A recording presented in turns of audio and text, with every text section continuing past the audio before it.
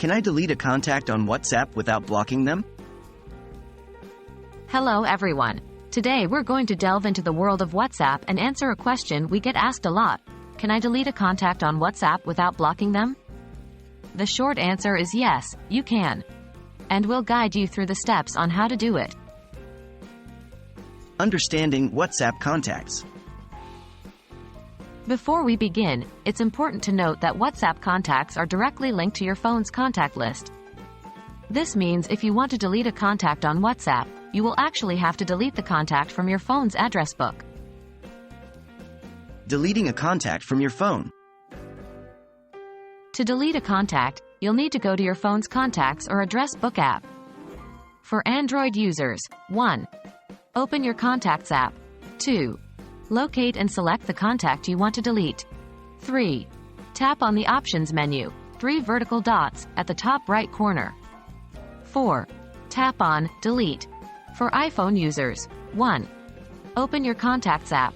2. Locate and select the contact you want to delete. 3.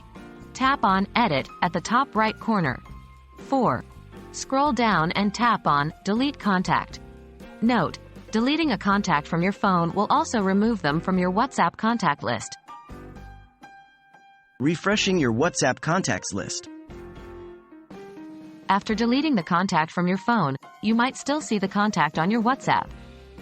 Don't worry, it just means you need to refresh your WhatsApp contacts list. Here's how to do it. For Android users, 1.